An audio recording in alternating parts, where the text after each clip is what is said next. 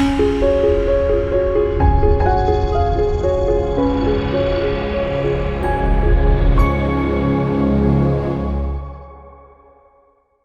am Phil Bajali, a librarian at the Yonkers Public Library. And tonight we are here with Tiziano Thomas Dossena, who has written the book, The World as an Impression, The Landscapes of Emilio Giuseppe Dossena. And Emilio Giuseppe Dossena is was Tiziano's father. So tonight we're going to be talking to Tiziano. You're going to see a 12-minute presentation that Tiziano has put together, and then afterwards I'm going to have some questions for Tiziano, and you're welcome to ask questions yourself as we go along, and that is going to be the structure of tonight's program. I would like to thank Friends of Crestwood Library for co-sponsoring the program, and I also want to mention that it is Italian American Heritage Month, so this program is part of that. And actually, we've set up another program with Tiziano it's going to be next Tuesday, the 19th, in the courtyard of the Crestwood Library. We are going to be discussing some short stories from a collection called A Feast of Narrative. It's a few collections that are written by Italian American writers, and the collections are edited by Tiziano. So that's going to be part of our Italian American Heritage celebration for this month through the Yonkers Public Library. So I encourage you, if you can, to attend that next Tuesday, 10:30 a.m. in the courtyard of the Crestwood Library. If you're not familiar with Tiziano, I'm going to read excerpts from his biography just to give you an idea of what he has accomplished. So Tiziano Thomas Dossena was born in Milan in 1952. He grew up in an artistic and inspiring environment. His father, Emilio Giuseppe, was a renowned artist and began writing at a young age.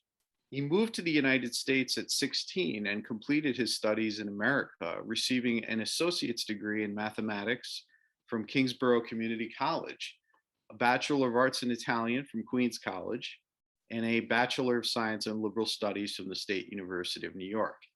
After returning to Italy in 1978 to study medicine, he received the third prize for sculpture at the Biennale di Buonaparte.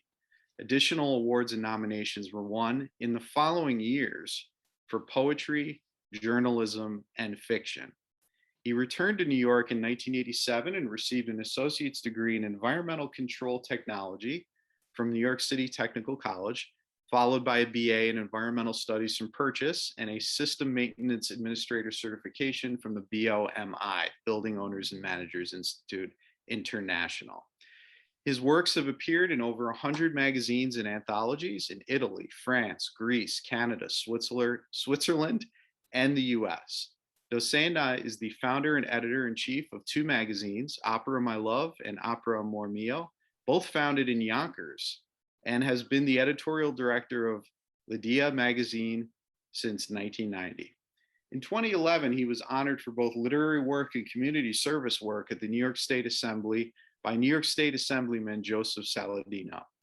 In 2012, the author received the Premio Globo Tricolore Award for the outstanding efforts at keeping the Italian image known in the world through his literary works. In 2014, he was asked to read poems at the 9/11 memorial ceremony in Yonkers. In that same year, he was awarded the Italian American Personality of the Year by the pardon me if I'm massacring the pronunciations here, but the Association Culturale Pugliese Maria SS Adolorata. Dossena is the author of Caro Fantozzi, published by Scriptum Press in 2008, Donna Flor, an opera by Van Westerhout, published by Idea Publications in 2010, Sunny Days and Sleepless Nights, and The World as an Impression, published by Idea Press. He's also the editor of many books, the latest being In a Feast of Narrative, an anthology of Italian-American writers, published in 2020. Welcome, Tiziano. Thank you. Okay. So at this point, I will run the video that you provided to us with a Good, yes. presentation Thank you. about the book. The World as an Impression, The Landscapes of Emilio Giuseppe Dossena, a book by Tiziano Thomas Dossena, published by Idea Press. Although my father, Emilio Giuseppe Dossena, also painted portraits, such as this one, a portrait of his mother in the middle 1930s,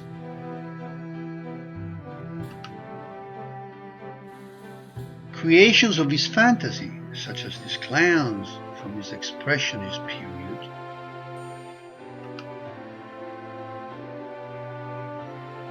beautiful flowers,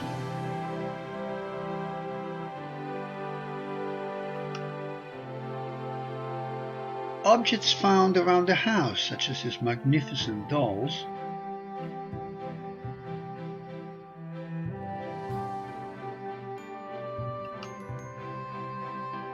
even dreams. This painting is from a set of 10 that depicts one of his trips to another world from one of his dreams. Well, in this book, I focus on his landscape works only. His landscapes were well known in the years in which he produced them, as they were captivating to their audiences on many levels. He painted a variety of contrasting landscapes, from the soft valleys of Umbria to the centenary trees of Lombardy.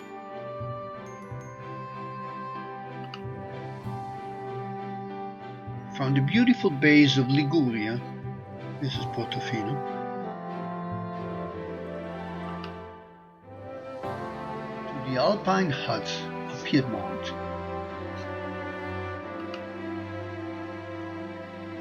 From the gypsy caravans around the city of Milan in the early post-war years, the beautiful skyline of New York City.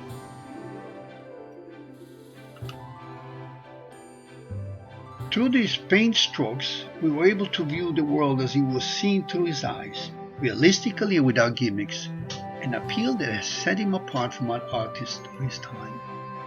His pictorial style evolved throughout the years, maintaining a faithful reproduction of his impressions and feelings on realistic representations of his subjects. An exception to this is the Expressionist period that he embraced in the early 70s, in which his emotions are prioritized over the realistic portrayal of the landscape.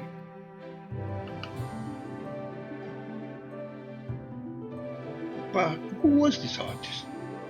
Emilio Giuseppe Dossena was born in Cavenago d'Adda on December 10, 1903. He grew up in northern Italy, losing the father at 12 and taking over the responsibility of the family along with his older brother Camillo, who was at the time only 15. He attended the Academy of Fine Arts of Brera and the Scuola del Castello in Milan, graduating from both with high grades. At the Scuola del Castello, he was the top student in sculpture. His son was the work he made at the time. And won a trip to Venice for the best sculpture in the school. Is the gentleman on the right. He was a sportsman, becoming an amateur boxer,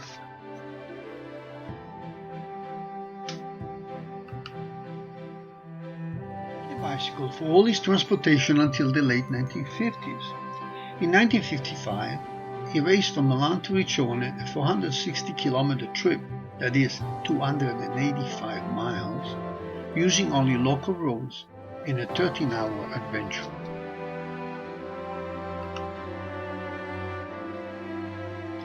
Dossena was a family man with 6 children. You can see him here with his wife, 4 daughters and 2 sons at my wedding in 1979.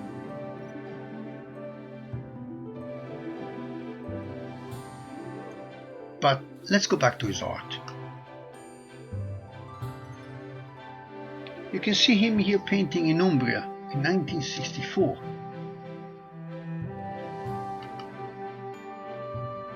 In his 1930 and 1940s artwork, which could easily be defined as Impressionist, that is, belonging to a style that seeks to capture a feeling or experience rather than to achieve accurate depiction, we still find traces of his academic influence.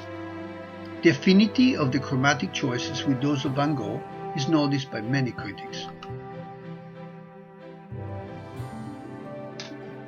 The first personal exhibition in Milan in 1943 achieved exceptional success, and all the works on display were sold.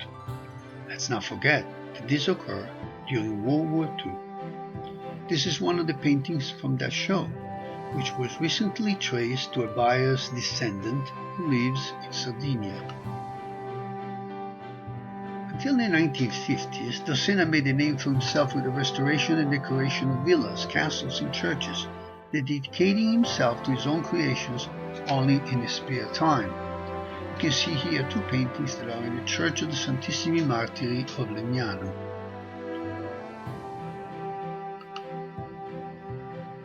Here, from the sacred to the profane, you can see a decorative panel with young bathers.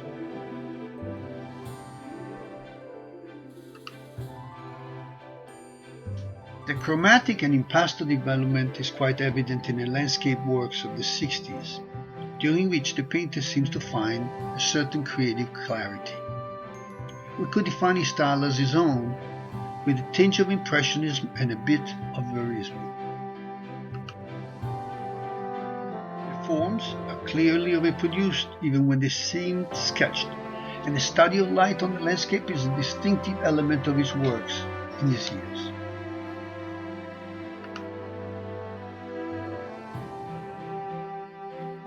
In 1968, Emilio Giuseppe Dossena moved to Brooklyn, New York. Here, he produced paintings with a chromatic liveliness and a refined setting that led him to significant success. The first paintings created in his home are remarkable. The magnificent courtyards and brownstones give the feeling of the picturesque America, such as the one Europeans had known through the movies. The artist clearly underwent an evolution during his time in New York, in which he discovered a method of pictorial expression with a new approach. This new approach, in which the coloring rather than the form became the essence of the content.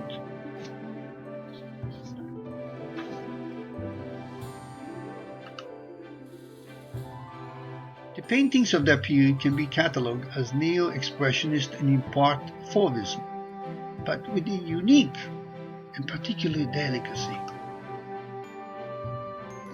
Delicacy that distances them from any real grouping of schools or contemporary styles.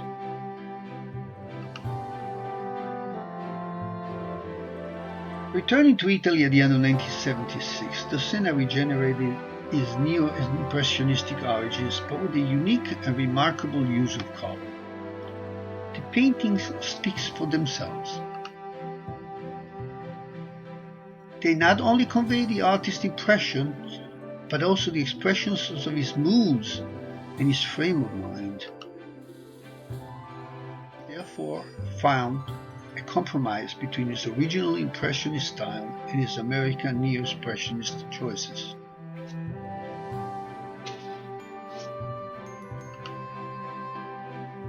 The paintings of these last few years, in fact, are always easily recognizable. They reflect both the serenity of old age and a rich experience and technical perfection achieved. Artist Emilio Giuseppe Dossena has left an admirable mark in 20th century Italian landscape art and deserved to be studied by and suggested to the new generation of scholars as a key reference in the study of modern art. To finish, a few comments by the art critics to the brilliant colorist, he brings the light of nature and the joy of life to his canvases. A painting rich in mixture and at the same time airy, lively, and light as a sweet caress.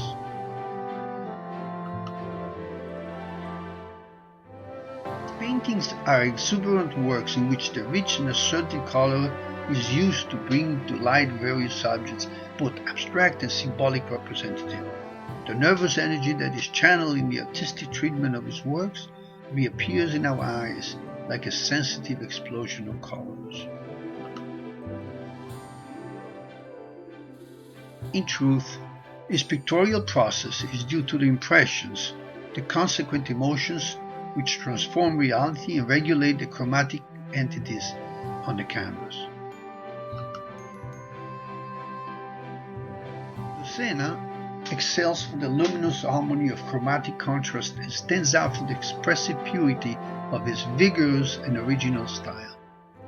His painting is fresh, throbbing, rich in vast conception and spirituality, in a frame of bright and intense colors.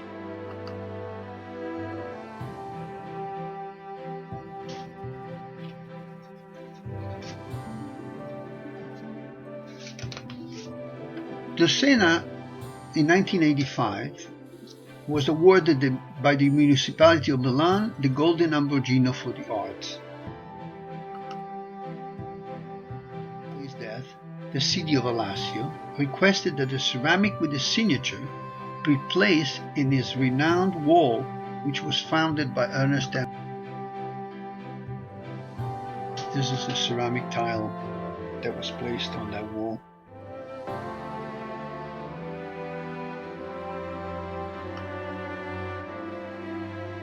The posthumous exhibition of 1998 at the Trask Gallery of the National Arts Club of New York, organized by the Italian-American periodical L'Idea magazine,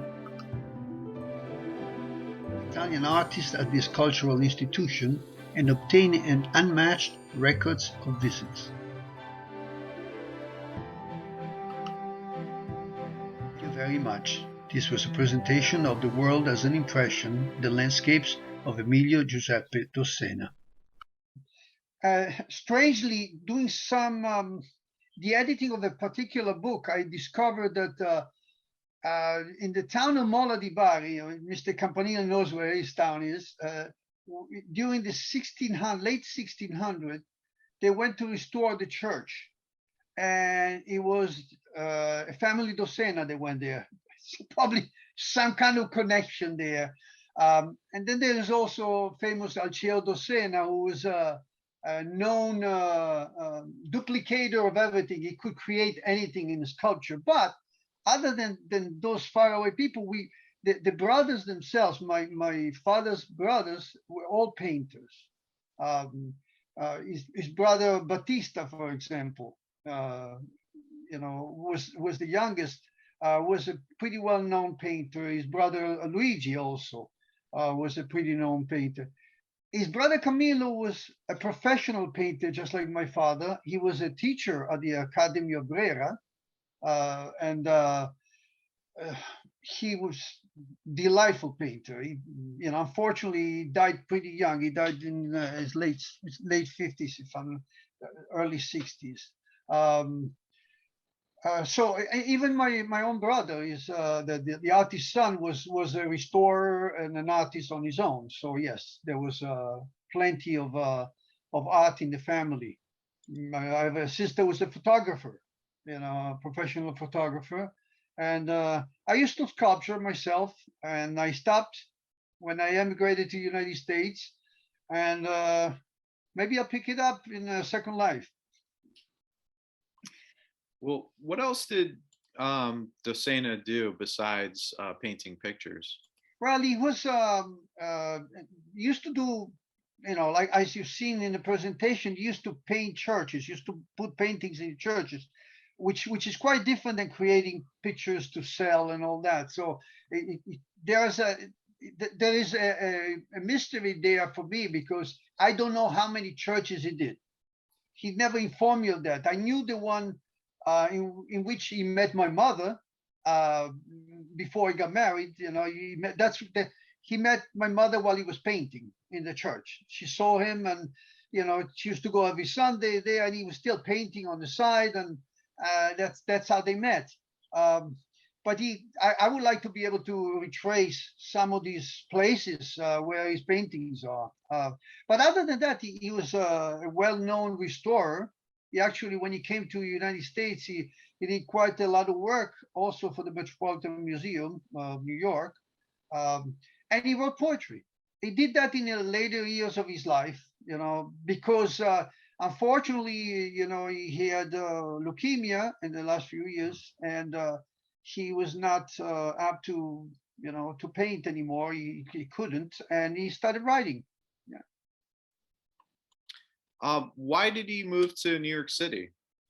Okay, somewhere during the year 1968, there was a fire that started in a store, and unfortunately, the fire destroyed my father's studio where he used to paint, and in it, it destroyed also a series of fresco which he was restoring for a customer, which means that he had been working for maybe 4 or 5 months without paying, and being that the frescoes got destroyed and his work got destroyed, he found himself very depressed, because now he had to make that up. It's not like when you work and you get paid every week.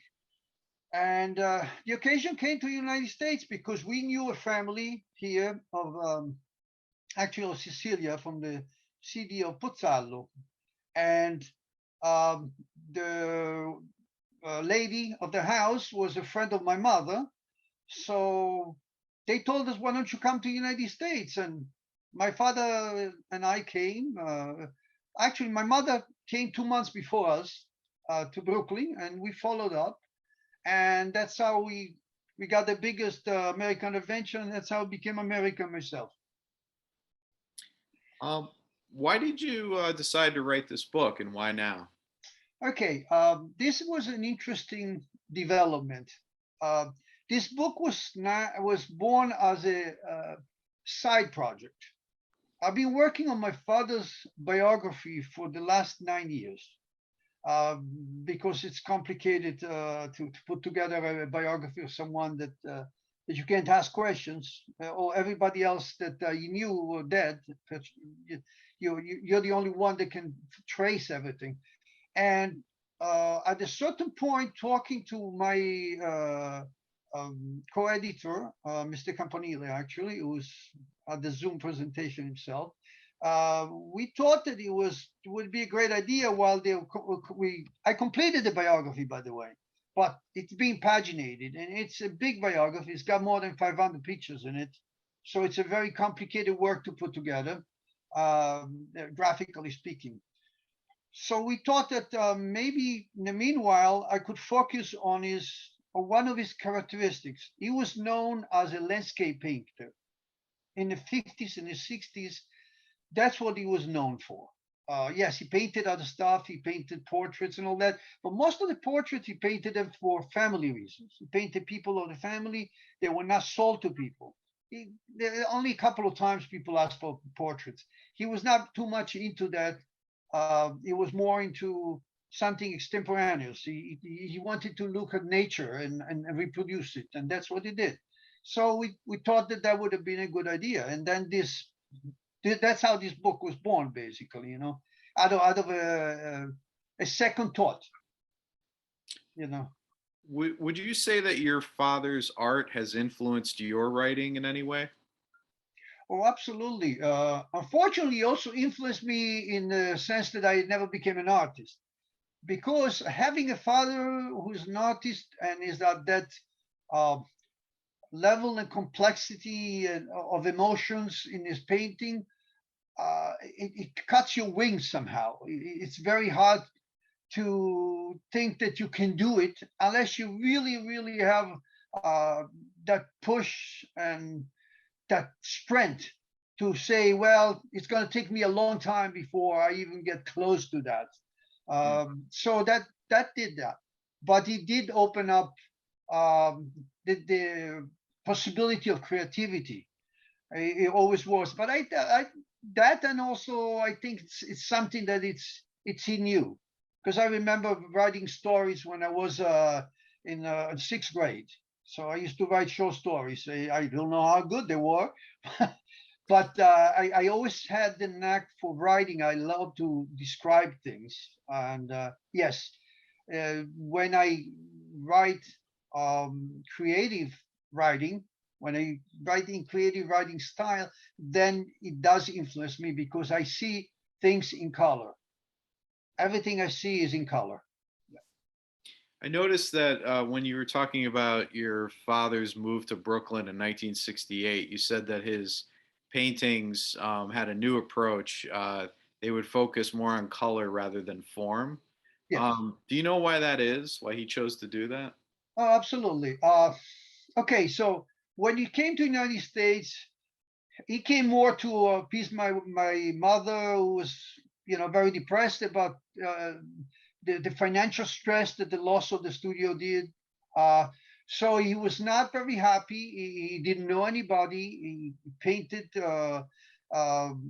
He did not immediately find a job as a restorer, because that's what he did later on as a restorer. So he was painting. He went outside to paint, and for some strange reason, America inspired him, and he loved, you know, from that backyard in Brooklyn. We used to be in Cheever Place, which is a very cozy brownstones street made only of brownstones, and he loved the background, the typical American background, and I have paintings of the same backyard in different seasons, which is very interesting. But then something else happened when he started restoring. He also restored, Rembrandt, Renoir, and the vicinity of these grand masters influenced him. Mm. And he realized that shape was not as important as color and creativity for him as an interpretation. And he started also being more cheerful, and things started doing well. And because of that, he became all colorful, and then he went to the expressionist period, which is also abstract. But that's a side story, to itself. What was it like growing up as the son of an artist? Was it difficult? Uh, no, I wouldn't say that. I would say that it was always interesting.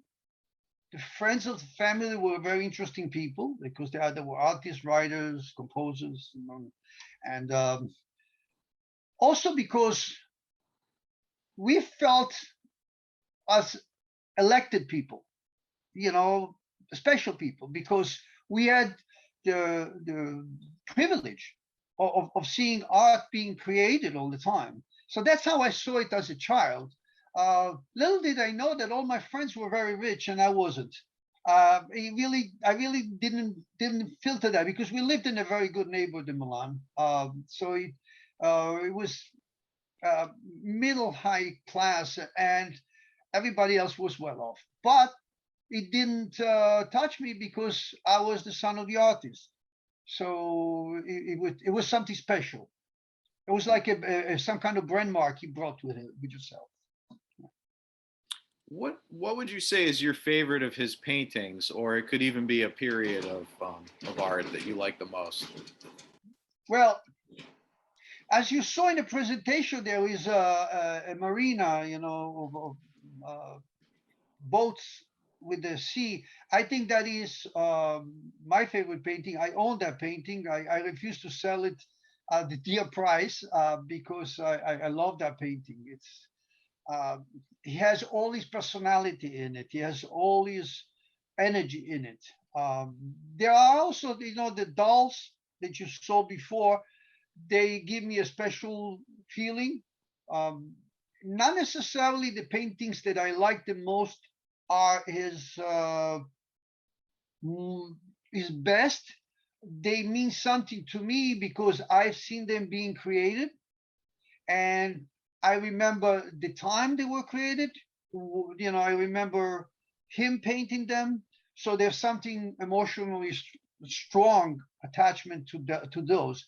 But I would say that his later years were extraordinary as painting goes. They they almost come out of the canvas and they come at you, with the energy and the color and the happiness of life, living, the happiness of living. That's what he had. As you were preparing the biography of your father, was there anything that really surprised you, or one or two things that you could share? Well, yes, not necessarily attached to him, but one of the things that came up was the we have what they call in Italy stato di famiglia, which is a documentation that you need. Let's say when you make certain applications um, under the fascist period, you moved the house. You had to show who lived with you and why and how long and so on and so forth, because everything was controlled. And I traced through my cousins in Italy a Stato di Famiglia, one of these documentations. And well, it showed me something interesting historically, not necessarily connected to my father, but somehow it is. First of all, there's quite a few mistakes in it. For example, there is a question mark on whether one of his brothers passed away in 1923. He did. I know that for sure because in 1923 we did not have the Spanish flu. He died of the Spanish flu. Therefore, and I remember my father, who actually told me the story of his death, and more or less the age, and I figured out he died in 1916, which is quite different from 1923.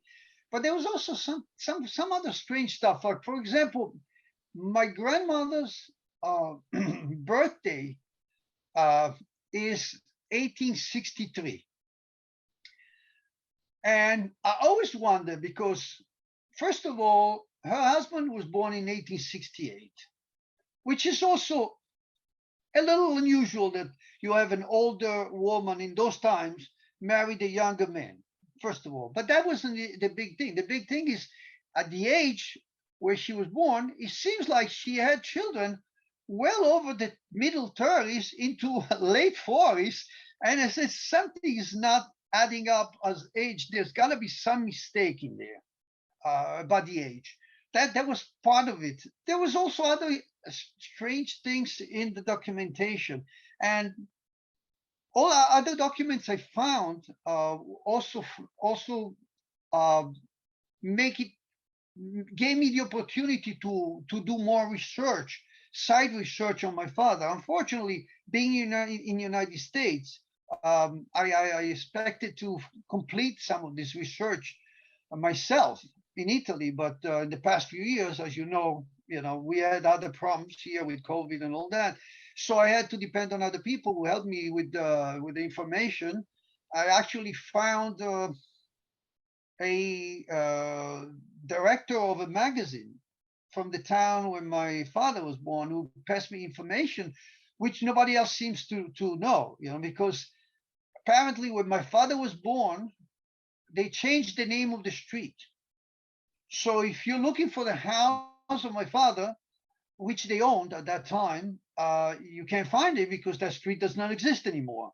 And nobody, not even the town people, knew. But he was a researcher, and he told me the whole story. And finally, I was able to get a picture of the house of my father, and that things like that. Through research and to help people's help, you get to find out the truth about other stuff, in their life. I'm wondering if you, in reading about your father online or in journals or articles, if you ever saw anything where you thought to yourself, "Boy, they got it wrong," or they're not describing his talent the way that it should be, or have you ever had that experience, or do you feel like sometimes the critics or the journalists haven't quite captured what his No, not really. I have not. I was? have not. Yeah. I have not found ever a negative comment or a neutral comment. everyone that commented was enthusiastic about the color and Mhm. the expression. So no, I never found that kind of situation. Uh, I say thank Well, God because I would get very very aggravated. well, I mean, like even like a misinterpretation of what he was trying to do. So, I I don't recollect ever finding misinterpretations. I find it sometimes more superficial, yeah, yeah. appraisal, Mhm. that yes, but you have to understand that as a critic myself, I can tell you that when you're looking at something and you don't know personally the artist or you don't know their life and you haven't followed this work, Mm. your criticism may be spontaneous, may be even somehow correct, but it's only based on your feedback, on your experience, Yeah. not necessarily on the artist's talent and strength. So there's a Mhm. combination there. People that always think that as a critic you're always right, yeah, it doesn't work like that. Critics are just like human beings, and they go by their own experience and what they see. Mhm. Okay, I would like to open the floor to questions. If any of our Zoom attendees would like to ask a question, you can either unmute yourself or you can write it in the chat box, and I'll read them.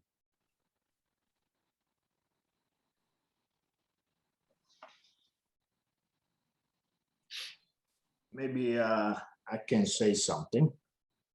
Absolutely.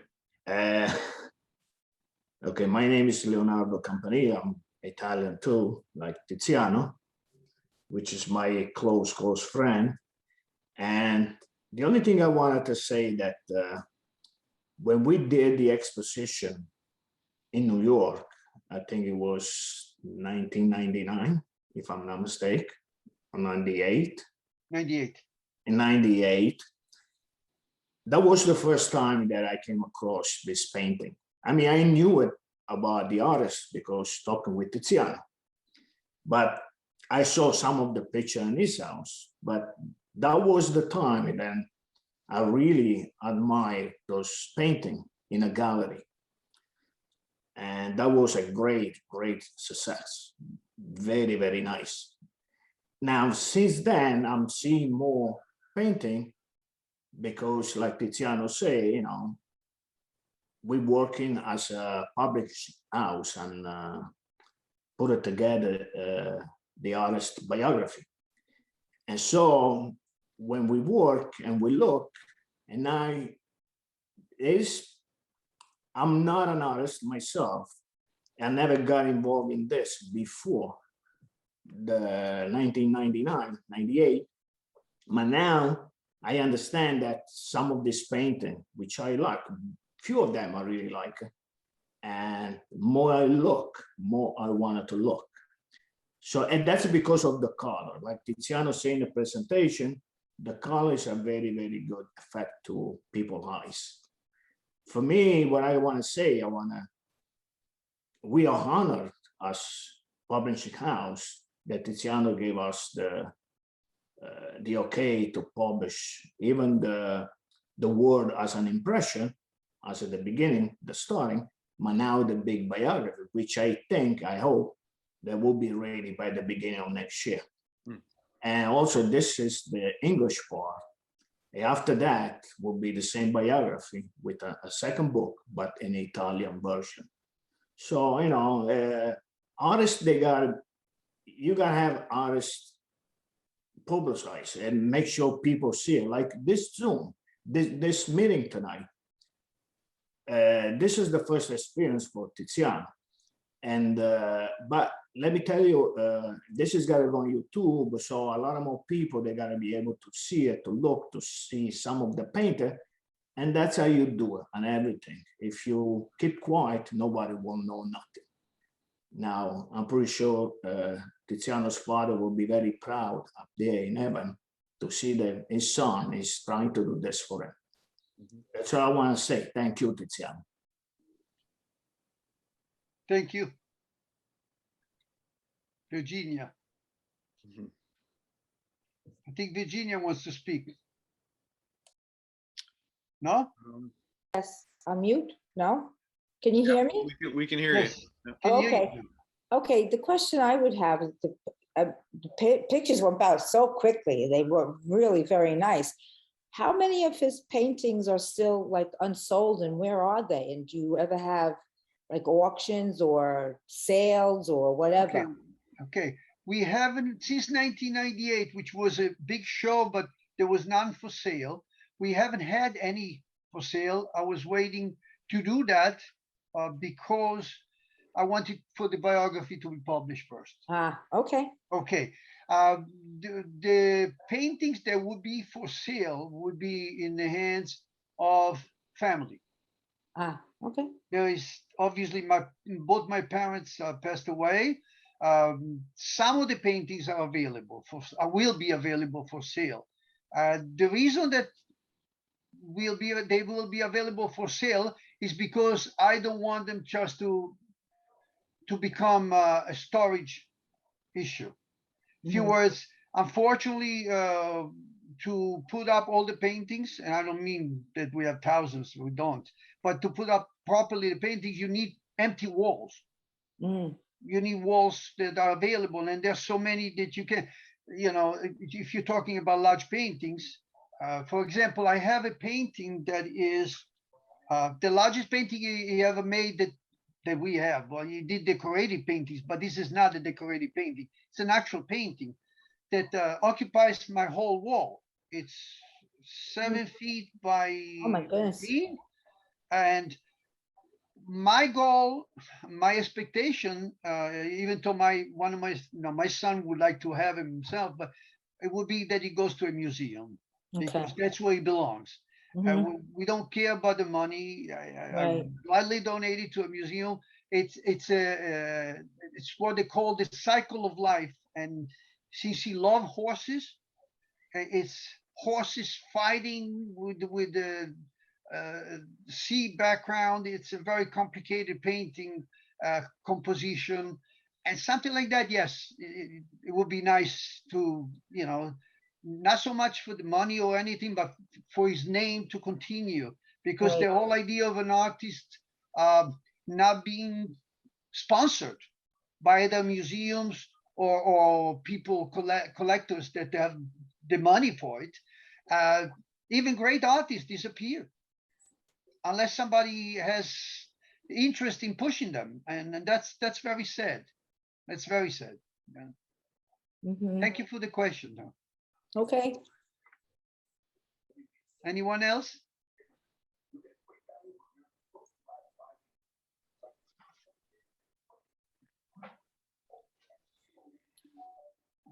Well, anyway, some of the topics that we touch in the book. The book is, first of all, this is the book. The book is bilingual, okay, which is important into itself. It can be used in the classroom, for example, because you have both texts and they're pretty well translated. I translated it myself, and then my wife edited it. So it can be used within that context. There will be a future development out of this book itself about the landscaping, because one of the things that I did not do in this book is add what they call the marinescapes. Because of time constraints, we kept it only to strict landscapes. But he painted a lot of marinescapes, a lot of seascapes. So we wanted to do a more expanded volume with that also in the future. But the big thing will be our biography. The biography is going to be a collector's book. It's not a small book. It's a large size book. And it's going to, like I said, there's about 500 pictures in it.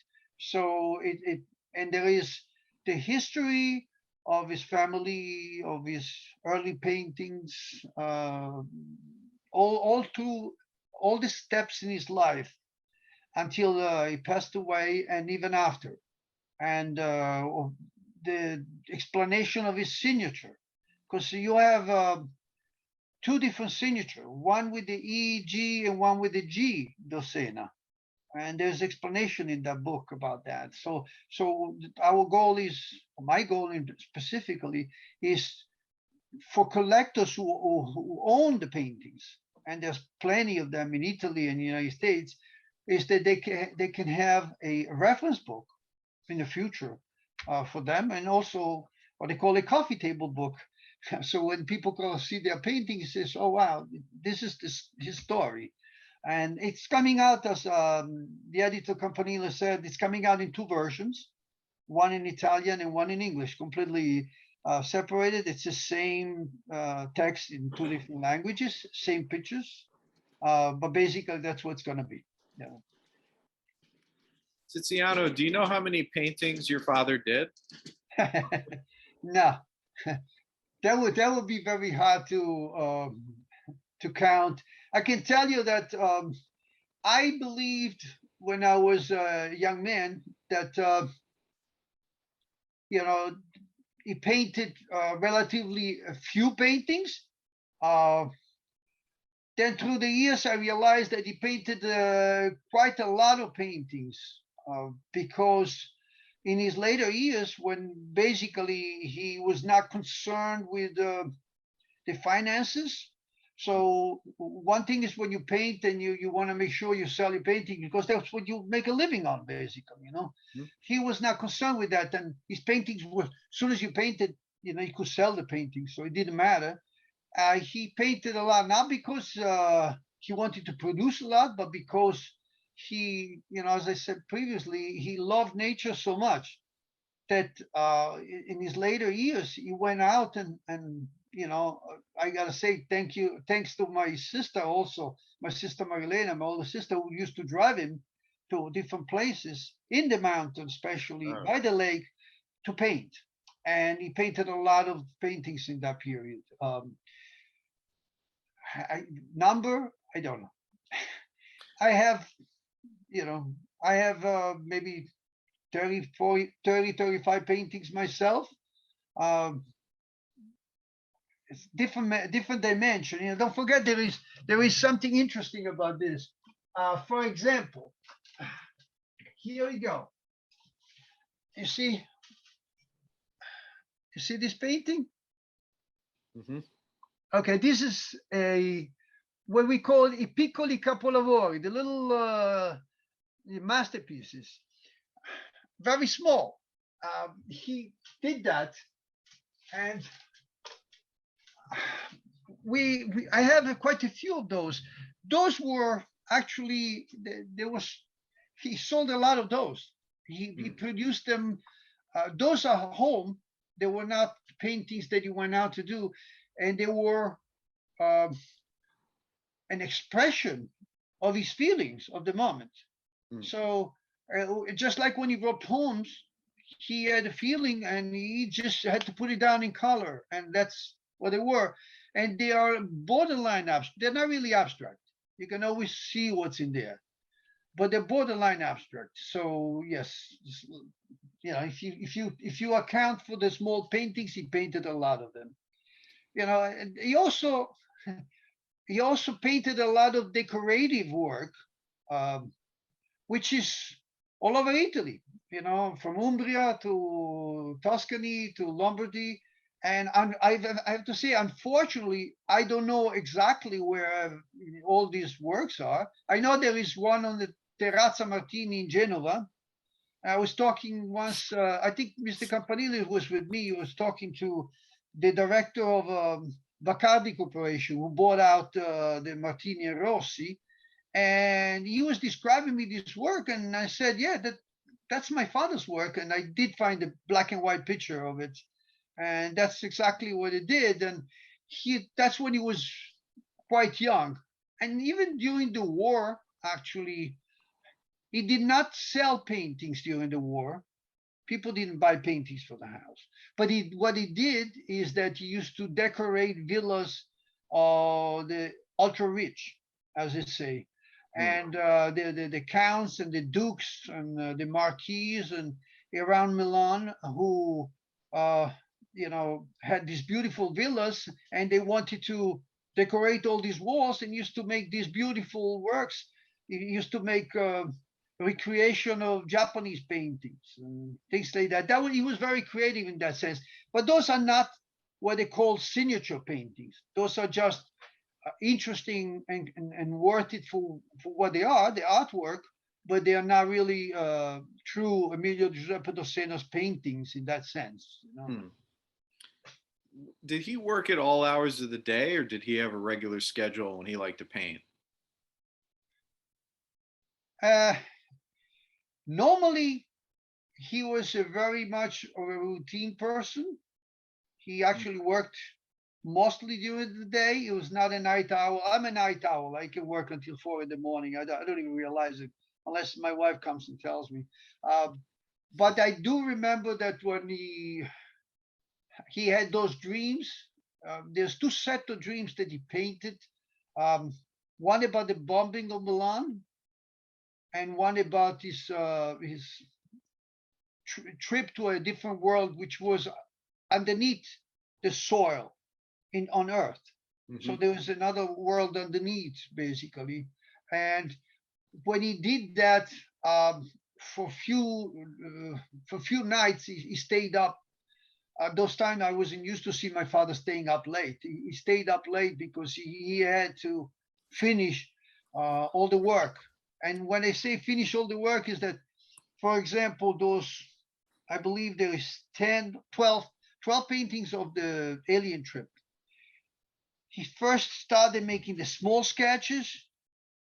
And then when he finished with the small sketches, he made the second sketches, which they are actual paintings, maybe 2 by 4, 2 feet by 4 feet. And then I actually own one, which was damaged somewhere. You know, he has a small cut and I have to restore it. And then from there, he went and he made the actual paintings, which are 5 foot tall. You know, they're large paintings. Mm-hmm. And they were all bought by a bank in central Italy. And they also bought the bombing of Milan. And the bombing of Milan was first not a dream, unfortunately. It was in the middle of the bombing. And we lost the apartment in the bombing. They actually had the opportunity to go down to the basement. There's actually a story there which will be published soon on among the other stories for his life, which I'm putting together. Unfortunately, they're in Italian. They're not in English, I have to confess. But he went with the family. He had, at that time, he had a wife and 2 kids. And he went to the basement. And so did everybody else, because this was the largest bombing of Milan. And people are not familiar with, but they didn't throw only bombs. Because if they would have thrown bombs, they wouldn't have damaged so much the cities as they did. The city of Milan and the city of Munich in Germany were completely almost destroyed because they used to throw what they call in Italian is stecchette, which were like bars of iron. So what happens is when you throw the bomb and followed by this series of sticks of iron, they will go and hit the roofs of the house and take down all the house. And that is why you see so many houses with just the outside walls standing. It's not that, you know, they're not like houses that we built here, you know, with the wood and all that. They were all brick walls inside. There's no reason why those walls will go down unless something like iron sticks will come down with all the strength and destroy the walls. And that's what happened. But anyway, he had vision, you know, he has seen all this bombing. And, you know, his own house got destroyed. And he actually had to move out of Milan. But few years afterwards, he dreamt of the bombing, of his own experience. And the paintings are not based on his original experience, but on his dream. And even then, I do have the original sketches he made, all of them. And they are little temporary works. And then from there, he painted the large paintings, which were sold to the bank. So it's that's the only time where really he stayed up all night and worked, and nobody could bother him because he had to finish. He was a lot more than a regular painting. He had to actually complete what he saw. So it was really, really. I guess it was taxing on him. If our Zoom attendees want to order the book, what would be the best place to go to for that? They can go on ideapress /usa.com, our, what do you call it, our publishing company website. And if they want signed copies, they can actually, do that, or they can write me an email. It's Editore USA, EDITOREUSA @gmail.com. And I'll gladly send them a signed copy. It doesn't cost. My signature is free. Gina had a question. She wanted to know what year was the bombing or the throwing of the sticks on Milano? Okay, the bombing was in 1943. Specifically, I know because my mother was pregnant of, actually, I said there was 2 children. There was actually 3 children. My mother was pregnant of a 4th child, who was born that year, but outside of Milan because, of the situation with Milan, which they lost the apartment. The painting is from the 60s, from, I believe, 1965. That's when he had the dream. Okay. Great. Okay. Well, anyway, by the way, the book can also be found easily on Amazon and Barnes and Noble. This is the book. It's very easy to find it. It's the world as an impression, the landscape. The world as an impression. Oh, you want to know why is the world as an impression? Because there is a book, not printed yet, that is the world as an expression. Because the world as an impression is that most of his landscape work is on an impressionist or neo-impressionist style, while his figure work, when people are involved, is expressionist. So it's quite different approach. It's still, the color doesn't change. His color expression is still there, but it's 2 different needs that were met by the artist through the impressionist period and the expressionist period. Any other questions before we wrap up? Don't be afraid to ask. I might not have the answer, but you can ask. Okay. Well, thank you for a beautiful, beautiful session. A very nice story. You have me in. You're welcome. Mi fai piangere. Oh. Tiziano, as always, you're so emotional, you're so dedicated, your passion is very evident in everything you do. So thank you for sharing. Thank you very much, Lina. Sorry. Okay. Thank you so much, Tiziano, for doing this program with us. And thank you very much, Phil.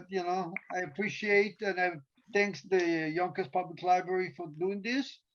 And for everybody that attended, thank you very much for being here with me. Thank you. Thank Have you. a good night. Good night. Thanks, everyone. Good night. Be well, stay well, everyone.